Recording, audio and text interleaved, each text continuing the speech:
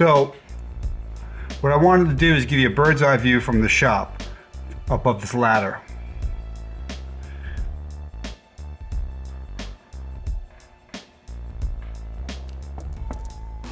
Wait till you see the warehouse. This is nothing.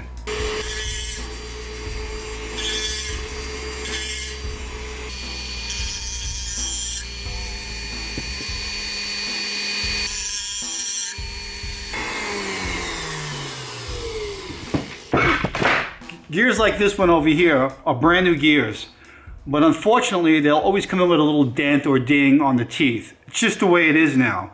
There's nothing you can do about that. No matter what company, no matter how great quality control they have, guarantee you buy enough gears like I do, you're going to see little dings and divots and bumps in the teeth. So I just usually deburr the gears before I put them in the transmission to make sure they're not knocking and they're extremely quiet and you're getting the best surface contact that you can. Today I'm going to do a little video. It's going to be short on how I kind of blueprint synchronizer assemblies for the Muncie 4-speeds. There's so many different variations of hubs and sliders that you can see, especially online now. And as you know that you've seen that I use these assemblies that basically are zero rock. In other words, the slider does not rock on the hub. Typically 90% of the assemblies out there that you see probably on eBay have very poor fits, and that results in synchronizer rings not having full contact with the slider because the slider can be cocked on the hub. So what I do is I'll take a bunch of hubs, I'll match them up in size, and then I'll match the sliders to those, and sometimes I'll deburr the sliders until I get a nice fit. And I'm going to show you right now what I do and how I go about it. When I'm setting up a Muncie 4-speed, I kind of go through this labor-intensive process of fitting the synchronizers. These are what I call my zero-lock systems. AutoGear has created hubs of several different sizes, which are good for the guy who wants the blueprint transmissions really nice. So I'll take a slider and I'll put an X here like this, okay? You see it? That'll be the slider I'll use to test all the hubs. And the looser hubs, which I mark with one dot of paint, I can put in and pretty much they'll kind of stop. Notice it's not going through, but they kind of stop at the end. What typically happens is sliders have a tendency to shrink on one side when they're heat treated. So what I do is I fit them. This is a 2 rings on this one. This doesn't quite go through all the way, you see? More of a gap. That's got 2 notches that I put in, 2 little dots on them. So I kind of feel that these things kind of go in, but they kind of stop right about here and not fully at the end. So usually there's about 4 different variances that I find. That's even worse. Got more of a gap over here. And on the 4th style, these hardly go in at all. These are really fighting. So I know that the hubs have a bigger tolerance diameter. Sometimes if you flip them around like this, 180, they can get worse or they can get better. I can't even get this thing in now, 180 degrees. So when I mark all these hubs, 1 dot, 2 dot, 3 dots, let's see, there's more, and 4 dots over here. This is a 3 dot hub here. Then I'll start on the sliders, fitting the sliders to the hubs, and do the same process again. I'll get them to where they go in, and maybe I'll flip it like 180. That's the one with the X, right? And see if that makes a difference. No difference at all. Put it aside. Now, a lot of times what I'll have to do is deburr the inside of this edge here because there's burrs on the sliders. Every slider you get from any company, I don't care who it is, will have burrs on it. Try it again with another slider. Oh, look at that. This one goes through. So now I can flip it. It's a little tight. Flip it again. More. Doesn't want to go in at all here. So what you're finding is that a lot of these things are kind of egg-shaped a little bit too. They're out around. They're not exactly straight. That's your best fit right there. And with a little deburring on this one, this will work fine. So I'll put this one aside. This is another one that I marked already. When they fit really well, I'll put a little pink dot on them like this. Same thing. See the way these dropped in nice and easy? That's a pretty good set. No rocking.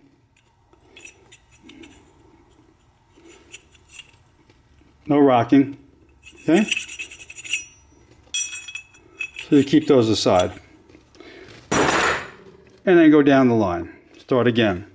Grab another hub and a slider, put them in. Try to turn them 180 degrees around. Nothing. Now obviously if it doesn't go through, when it has one mark on it, two may even be harder for it to go through. It's a much stiffer fit. You see it's not even going in all the way over here. Look how much gap there is. So this is the process of creating zero rock synchronizers. As you get your pairs, you put them aside and you mark them and you shelve them for your builds. So that's what I go through. Now let me show you how I deburr stuff. So this pair that I got before that fit together fairly well, what I'm going to do is mark them. I'm going to put a mark on it like this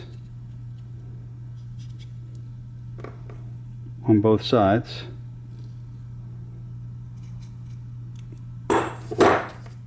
Now typically what happens is, if you notice, it goes in fine like this, but then kind of hangs up right at this edge here. So now I don't have it aligned now. If I put it aligned where I had it before,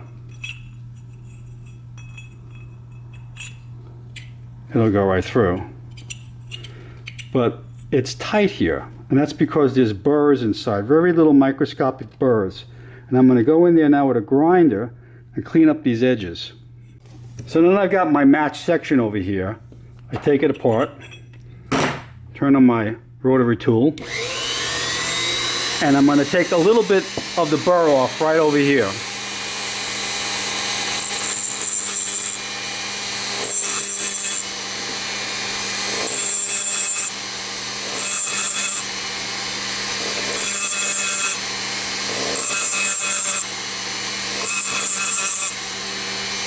You can almost see the shiny spot of the raised metal.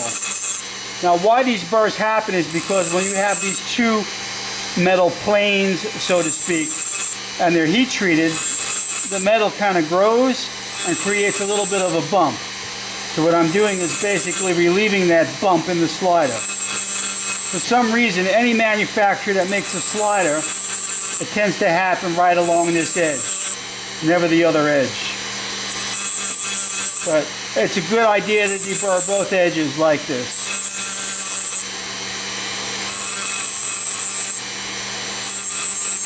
Now we could actually take the hubs and put them on lathes, but I like the hubs, and the hubs are pretty concentric. The hubs themselves, the splines on them they really don't vary much. They're within tolerance.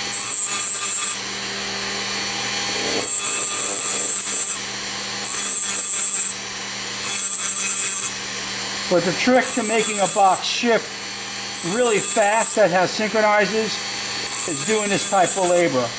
And I guarantee you, not too many builders out there are doing what I'm doing.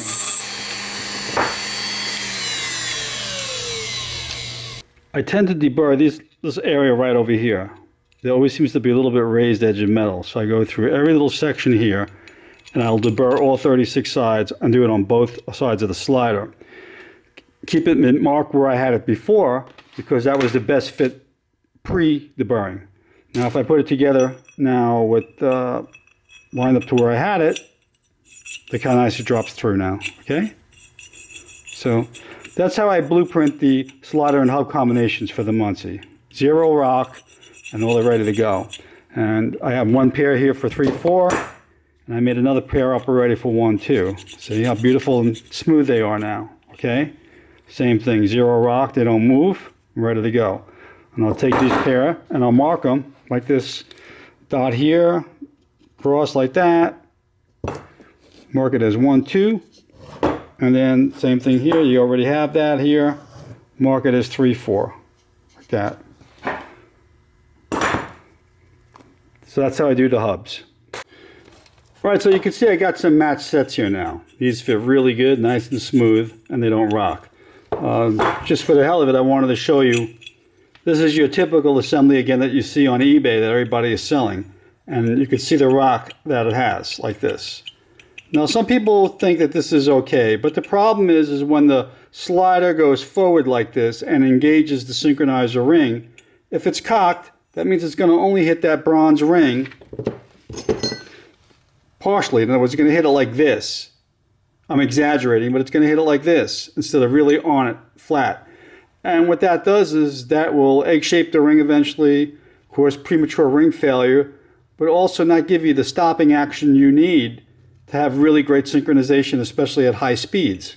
So although these may be good for regular street use, this kind of slop, not really good for performance use. So when I showed you before how I matched all these hubs and the process involved, where now I get these hubs where nothing moves, you see everything is nice and tight. Okay. So I got a couple of sets I put together for some jobs. Put them over here like this. And I want to show you these 18-tooth assemblies. A lot of people have been talking about these 18-tooth assemblies from Auto Gear. These are very cool assemblies because they're lighter and they also work well for road racing. These are a level 3 hub that they put them in together with, which means it's a very tight hub. And I don't know if I can convey this on the video, but it's not really that good. It's very tight, and that's how they sell it. Okay, it's a little bit more difficult to fit these together because you really can't go. You can go smaller, but if you want to use the larger hub with the 18 teeth, you need to really work these up. So what I do is I take them and look at the finish on this one here, and I have these super finished. Look how smooth they are. How beautiful. See, these are the things that some people do and some people don't do. It cost me money to get this done, but this assembly is a beautiful, nice fitting assembly. So all my Spec 25s I build like this with these super finished assemblies. Very smooth action on them. Compared to this, which you can't really move. So now that we got our hubs and sliders matched, the next step is to check how the synchronizer ring fits against the cone of the gear and the synchro hub. And by that I mean is you want to have some sort of clearance over here. You want to have this thing to have a little bit of clearance, which this one does. You can move this back and forth just a little bit. What you don't want is you don't want the ring to be high enough where the gear cannot thrust against this surface. In other words, you want to be able to have the gear fully contact the hub surface. Sometimes if the ring is too high, then the ring is actually preventing the gear from contacting the surface. So what happens is in this case we have a little bit of clearance here. Not much, but enough. Sometimes you can juggle rings around. You may be able to put a different ring in, and it could be worse. This has got some, see, we got that movement there. See that? That's what we're looking for. So now what happens is we got some clearance there. So we do the same thing with the second gear. So we take the second gear, we put it up against the hub. We see that we have clearance. That the thrust surface of the gear is against the hub. Now, once we start putting the keys and springs in here, the keys and springs can jack up the rings against the gears and they'll never even meet the hub. This happens a lot now. And again, it's not something that has been going on. It's just because there's so many different manufacturers making different parts. This is what it takes to make a transmission shift clean and quick. Let me show you. So I take my assembly now, put it where the marks that I made. I got a nice fit, no rocking, and I'll put some keys and springs in the assembly. By the way, this is an easy little trick, the way to do them, to do this. So let me show you how it's done. So you just put the key like this in, put the next one in, put the spring in place, third one in. Make a note as to where this is. Flip it around on that side. In other words, make a note as to where this tang is on the spring. Flip it around this side, and then start the spring in the opposite direction like this. So now you'll have one spring going this way, one spring going this way. See? That balances it all out. Floats nicely. Now let's see what happens. We put the gear against. Feels good, right? Put this one in now. And all of a sudden it tightens and it locks up. In other words, if I squash these two together like this, if I put pressure on these like this, the key is putting too much pressure. So in reality, if these gears thrust up against the hub, it's going to lock up the unit and maybe make the unit shift harder and not really allow the synchronizer rings to do their job properly. So how do we fix this? Now we got to grind these keys down. Usually what I'll do is I'll take 10/1000ths off the keys. Right, so the stock key is running at about 1 inch 51/1000ths. And I found that I've had to take almost 20/1000ths off the key length in order to get the rings to float smoothly. So on some of my ground keys, I kind of shot for like 131, 132. This one is at 1 inch 30/1000ths. Perfect. So now I'm going to do is what I did was I took a grinder and simply ground this edge off over here on one side. And that's usually, I'm going to apply that to the first gear side of the ring. So I'm going to put this unit together now with the ground keys at roughly, they're running 1 inch and 30/1000ths now as opposed to 1 inch and 51/1000ths.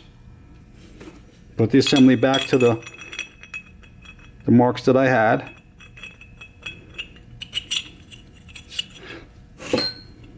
Pop out this spring here. Get the spring out over here. So, first gear side, this is the first gear side of the assembly. I'll put the ground key now that way. So every transmission I build, this is what I have to go through. And as I said, most people, if you're doing onesies or twosies, you know, like you're not going to have all these parts to be able to accomplish this. So now we got our action going good, feels good. Now, put the first gear against it, catch the ring slot, put the second gear in there. Now look how easy that does. They just spin nice and smooth. The rings are you can see the whole synchronizer assembly is just floating in there beautifully. So when I do this then I lay this down, and that's a complete assembly ready to go together on a main shaft. And I'll have to do the same thing with third gear on the 3/4 assembly and make sure that this gear is, again, clear. This hardly has any clearance over here. I'll try to find the ring that fits better and that I have good clearance, so that the ring is not being the thrust surface, that the gear is actually thrusting against it. And this looks like it just makes it.